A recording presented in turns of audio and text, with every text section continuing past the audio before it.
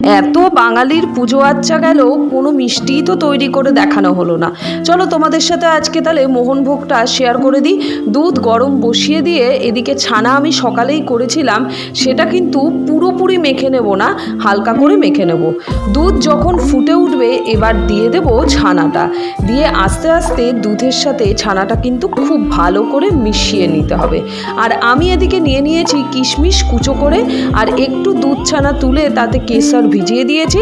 আমি একটু মিষ্টি কম দিয়েই মিষ্টিটা বানাচ্ছি, 2 চামচ মতো মিষ্টি দিয়েছি।